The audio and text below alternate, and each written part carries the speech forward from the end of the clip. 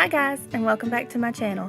Today I thought it would be fun to show you guys some of my old artwork in my sketchbook from about 2017. So it's not that old, but it's still had a lot of progress since that time. So we're going to look through that really quick. And when I first started out, I started in graphite. So I didn't have any color pencils, I hadn't tried any markers or any paints because I still wasn't brave enough for that. So I was doing everything in graphite. And then about 3-4 weeks in, I decided I was gonna try markers. So I tried the crazy art markers, and I don't recommend those at all. I dislike anything with crazy art, but it did get me started. And then I noticed that PRISMACOLor color pencils were actually fairly cheap on Amazon, and I couldn't afford them in Hobby Lobby because the price tag was humongous. So I got a set off of Amazon and I started playing with those, and I fell in love, absolutely loved PRISMACOLors. So I just totally skipped the rest of the markers for a while. And then here recently, after adding color pencil to my odd drawings, I decided to try the Ohuhu markers that I'd seen on numerous YouTube channels. So I picked up a couple of those for Christmas time, and I haven't really played with those much. I seem to keep gravitating toward color pencil, and I discovered some gouache. It's something I had never heard before, so I thought that I would give that a try because my husband's always asking me to paint stuff, learn to paint.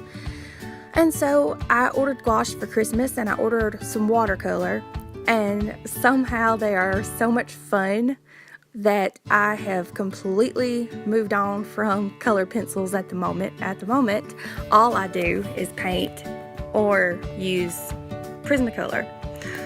So if you're going to try something like that and you want to get into things like watercolor, I have the ARTEZA set of watercolors, and they work fantastic. They have a 24 set that's fairly cheap on Amazon. And then, like I said, you can get PRISMACOLor color pencils on Amazon for very, very cheap. I think you can get a 24 set and it's like $20.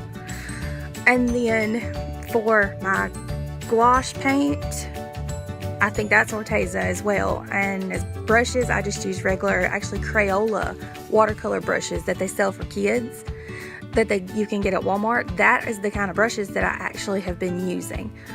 So, you know, I haven't spent a lot of money on that kind of thing, and yet my artwork is getting so much better.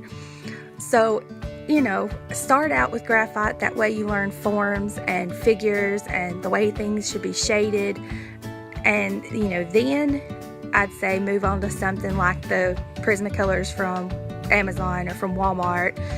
Or if you just want to jump straight into paint, then yeah, ARTEZA is a great brand. That and Koi is a great watercolor brand. I'm sure you've heard this because people like Dramatic Parrot mention Koi watercolors and things like that quite a lot. And everyone in the art business is using PRISMACOLor. So I'm pretty sure this isn't foreign to anybody.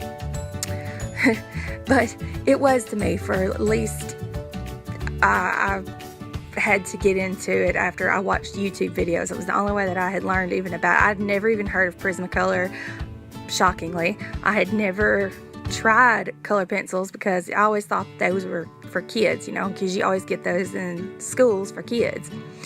So I had no idea how to use them actually. And color pencils, you know, everyone's learned, it's all about layers. It's all about color coordination and color theory, which is something that I'm trying to study up right now since I'm self-taught. And if anyone's got any great resources to learn these kinds of things that I haven't stumbled on yet, please let me know and leave them in the comments. And I will try that too. I wanted to move into acrylic paints, but I'm not quite brave enough for the permanence of the acrylic, and I have to have better control and things like that before. But watercolor is great because you don't have to have just complete control over it, and watercolor never lets you have complete control. And that is something that I love because it turns out beautiful without you having to worry too much about, oh, well, I messed this up, because sometimes the most hard things to do is fixing mistakes while painting. And watercolors, on occasion, if you mess up, it looks even better than if you had just, you know, planned it that way. So you drop a color on a piece that's wet on your background and you didn't mean for that color to be there, but it blooms into something beautiful through that water, and then, you know, it just boosts that picture. So, you know, don't be scared of your mistakes. I mean, your sketchbook is for you. It's something that you should express yourself in. And like for me, I love Disney, which I draw Disney all the time, as you can tell.